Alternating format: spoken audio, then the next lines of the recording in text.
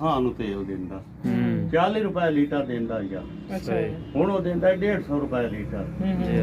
ਅਸਾਂ ਟੱਕੀਆਂ ਵਾਲੇ ਉਹਨੇ ਬੈਠੇ ਆ ਉਹਦਾ ਮਰਲੇ ਦਾ ਪਲਾਟ ਲਾ ਲਿਆ। ਸਹੀ ਹੁੰਦਾ ਪਿਆ ਤੇ ਹੁਣ ਦੁਆਈ ਕਰੇਂਦਾ ਬੇ ਬਾਬਾ ਤੂੰ ਦੁਆ ਕੀਤੀ ਅੱਜ ਤੂੰ ਦੁਆ ਮੰਗ ਕਾਰ ਤੇ ਮੈਂ ਚੜਾ ਤੇ ਸਭ ਤੋਂ ਪਹਿਲੂ ਤੈਨੂੰ ਚੜਾਈ ਸਾਂ। ਅੱਛਾ ਤੈਨੂੰ ਸਟੇ ਸੰਧਾਰ ਬਾਹਮਣਾ ਦੀ। ਅੱਛਾ ਤੂੰ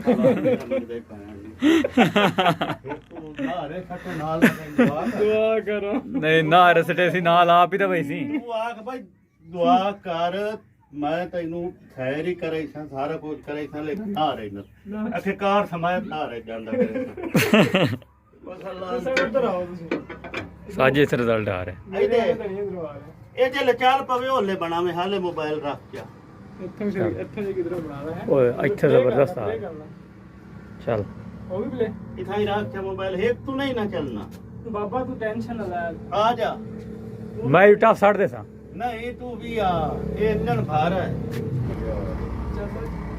ਇਹ ਕਿਹਦੀ ਵੀਡੀਓ ਬਣੀ ਜਾਂਦੀ ਆ ਕਿੱਥੇ ਆ ਕਿਉਂ ਕਹਿ ਰਹੇ ਅੱਗੇ ਬਣਾ ਜਾਂਦੇ ਨੇ ਅੰਜਣਾਂ ਦੀ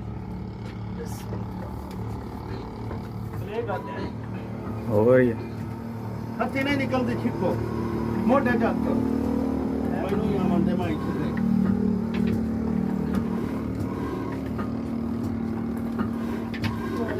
ਕਿਵੇਂ ਭਾਗਨੇ ਅੱਛੀ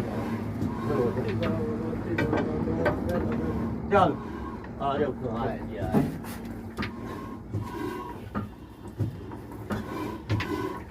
ਆ ਤੇ ਚੱਲ ਤੇ ਛੇਤੀ ਆ ਤੂੰ ਆ ਕੇ ਨਾ ਲਾ